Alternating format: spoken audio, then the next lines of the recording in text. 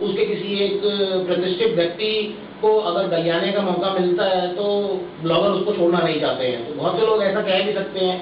अब मैं नहीं जानता कि ये बात कितनी सच है या कितनी झूठ है, लेकिन एक मतलब मन में किसी कोने में दिमाग में बात उठती है कि एक जो मेरे हिसाब से ये बरकत और चेतन गुंटे वाला प्रकरण बंगलोर में जो प्रकरण हुआ उसके सामने जो है कौन है, मतलब जो है इसकी मतलब इतनी कोई अहमियत नहीं है, लेकिन इसको हद से ज्यादा अहमियत दी गई कि चेतन गुंटे को डराया धमकाया गया। और चेतन गुंटे अगर चाहते तो वो काउंटर सूट फाइल करके जो है मुकदमा लड़ सकते थे। और मेरे को नहीं लगता कि बरखा दत्त के जो मतलब वकील है उनको जो है मतलब कुछ ज्यादा प्रेस कर पाते, क्योंकि चेतन गुंटे की पोस्ट जो गूगल केस में मैंने पढ़ी है उसमें तो मतलब यही साफ जाहिर होता है कि ज्यादा से ज्यादा होता तो उन्होंने बरखा दत्त को के लिए इडियट शब्द इस्तेमाल करा था, जिसके बल पे हो सकता है कि उनके वकील मानहानि का मुकदमा कर सकते थे।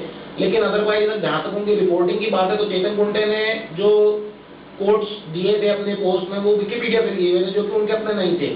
तो इस बारे में उनके ऊपर तो कुछ मतलब बनता नहीं है। मैं वकील नहीं हूँ, लेकिन जितनी थोड़ी बहुत समझ है उस हिसाब से तो मतलब यही दिमाग में बात आती है। तो लेकिन चेतन गुंटे ने यही सोचा कि भैया कौन मतलब जमेला मतलब पाले, तो ठीक है उनको जो सही लगा उन्होंने वही करा बात। लेकिन ये है कि मंगलोर वाले प्रकरण में इतनी आवाज किसी ने बुलंद नहीं की। ऐसा नहीं है कि नहीं हुई, कुछ ब्लॉगर्स ने लिखा, लेकिन उतनी अहमियत नहीं दी गई इस मुद्दे को जितनी अहमियत बरकत दत्त और चेतन गुंटे वाले मुद्दे को दी गई, जो कि मैं समझता हूँ कि मतलब एक गलत काम है कि जो मुद्दा अहमियत देने लायक है उसको कुछ नहीं लाइट मिली और दूसरे मुद्दे को जो है तोड़ दिया गया खामखा।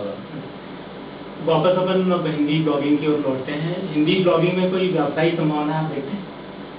देखिए पर्सनली ब्लॉगिंग में मेरा कोई व्यावसायिक जो है मतलब रुचि नहीं रही है कि ब्लॉगिंग को मतलब व्यावसायिक तौर से लिया जा सके। जो है मतलब मैं काफी टाइम से इसमें हूँ, लेकिन कभी मतलब ऐसी कोशिश नहीं करी। हाँ 4 साल 5 साल पहले एक बार एक ट्राई करा था जब गूगल एडसेंस नया नया आया था। उस टाइम पे 1-2 नेटवर्क्स और लगा के एक मतलब पायलट प्रोजेक्ट टाइप का रन करा था कि ब्लॉग पे 2-3 महीने के लिए एड्स लगा के देखे थे कि भाई कैसी जो है मतलब इसकी कन्वर्जन आती है। उसके बाद वो हटा दिए गए थे। लेकिन बहुत से लोग जो है ब्लॉगिंग से जुड़ते सिर्फ इस वजह से ये सोच के कि भैया ब्लॉगिंग जो है ये मतलब जल्दी पैसा कमाने का एक दूसरा तरीका है। मतलब जैसे मार्केटिंग स्कीम्स आती हैं कि आप 4 मेंबर बनाइए और करोड़पति हो जाइए। तो बहुत से लोग सोचते हैं कि ब्लॉगिंग मतलब यही चीज़ है कि कुछ मेहनत नहीं करनी, बस जो है ब्लॉग खोला और जो मतलब क्लिक पे क्लिक आने लग जाएंगे, 4 ऐड लगाएगा 4 ऐड उधर लगाएगा और बस हम भी करोड़पति हो जाएंगे। बहुत से लोग मतलब ये गलत धारणा लेकर ब्लॉगिंग में उतरते हैं जो है, और फिर जब वो देखते हैं कि भाई क्या इसमें मेहनत है तो उन लोगों को मतलब फिर काफी निराशा होती है। जहाँ तक हिंदी ब्लॉगिंग में व्यवसाय तक बात है तो मतलब आप खुद भी मतलब इस और मतलब जो है अपने जा चुके हैं कि अपने हिंदी ब्लॉग को मतलब प्रोफेशनली रन कर रहे हैं। तो अब एडसेंस वगैरह जो है लोगों के लिए सबसे सहूलियत वाला काम ही रहता है कि ये एडसेंस के ऐड लगा लिए जाए, क्योंकि बाकी नेटवर्क के मुकाबले उसमें थोड़ा उनको ज़्यादा पैसा मिल जाता है, लगाना भी आसान है और इसके बारे में मतलब ऑप्टिमाइजेशन ट्रिक्स वगैरह भी बहुत अवेलेबल हैं जो मिल जाएंगी, जो कि दूसरे नेटवर्क के लिए नहीं मिलेंगी। और दूसरा ये भी है कि इसके अंदर एंट्री लेवल जो रिक्वायरमेंट्स हैं वो बहुत कम है कंपेरेटिव टू दूसरे नेटवर्क जो है।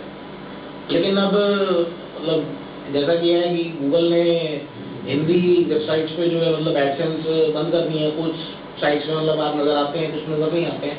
तो जब तक वही है कि जब तक एडवर्टाइजर नहीं आते हैं जो कि हिंदी एडवर्टाइजिंग दे सकें या लोकलाइज दूसरी लैंग्वेजेस में एड देने को तैयार हों, तब तक गूगल वाले भी कुछ नहीं कर सकते हैं। और जैसे जैसे वो आने शुरू होंगे तो उस हिसाब से हो सकता है कि पॉसिबिलिटी तो बन सकती है। ऐसा नहीं है कि पॉसिबिलिटी नहीं बनेगी, क्योंकि हिंदी ब्लॉग्स पे आज की डेट में देखा जाए तो पाठक तो हैं, ये तो नहीं कह सकते कि पाठक नहीं है।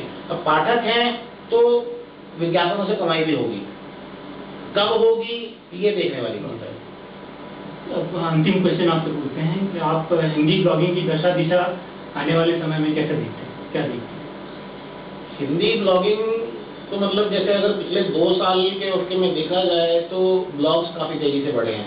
चिट्ठा जगत का काउंटर रोज दिन दुना रात चौगनी तरक्की दिखा रहा है कि मतलब जो है कि ब्लॉग्स की संख्या बढ़ती जा रही है। लेकिन कितना चीज ये है कि कितना मटेरियल ऐसा है जो कि रेलिवेंट है, चीज उस पर आ जाती है कि मतलब अंग्रेजी के ब्लॉग देखें या किसी और भाषा के ब्लॉग देखें तो उसमें आपको गिनती के ब्लॉग्स मिलेंगे जिसके ऊपर ऐसा मसाला है जो आप पढ़ना चाहेंगे। ज़्यादातर जितना भी बाकी का माल है वो सिर्फ एक नॉइज है, जो कि मतलब आप खुद ही फिल्टर आउट करना चाहेंगे, उसको आप नहीं पढ़ना चाहेंगे। तो हिंदी में जब तक लिखने वाले कम थे तब तक लोगों में रुचि भी थी, सब पढ़ते थे। अब जैसे जैसे बढ़ते जा रहे हैं तो उस हिसाब से कंपैरेटिवली नॉइज भी बढ़ेगी। तो जरूरी नहीं है कि सबको किसी का पढ़ा अच्छा लगे या ना लगे, लेकिन एक चीज ये है कि पिछले 1 साल के अंदर ये देखने में आया है कि जो लड़ाई झगड़े वाली प्रवृत्ति थी वो थोड़ी कम होती नजर आई है ब्लॉग में। मतलब साल भर पहले का अगर आप हाल देखें तो उस टाइम पे लड़ाई झगड़े ज्यादा होते थे, लोग लिखते कम थे। लोग लिखते थे इसलिए थे कि दूसरे की बखिया उनको उधेड़नी है, अदरवाइज वो कुछ और लिखना नहीं चाहते थे। तो मतलब दो चीजें तो उस पिछले साल 1.5 साल के अंदर ऐसी चीज देखने को कम मिली है। लोग अब लिख रहे हैं तो वो किसी से लड़ने के उद्देश्य से कम लिख रहे हैं, किसी और वजह से ज्यादा लिख रहे हैं कि उनको किसी चीज में रुचि है इसलिए लिख रहे हैं, अपने अनुभव दूसरों के साथ बांट रहे हैं, जो कि मैं समझता हूँ काफी अच्छी चीज है। तो लोगों का ध्यान मतलब एक पॉजिटिव वे की तरफ जाए तो वो अच्छा लिखेंगे। ब्लॉगिंग वैसे अभिव्यक्ति का माध्यम है, लेकिन अब जरूरी नहीं है कि हर किसी की अभिव्यक्ति हर किसी को पसंद आए। धन्यवाद आपसे बातचीत करने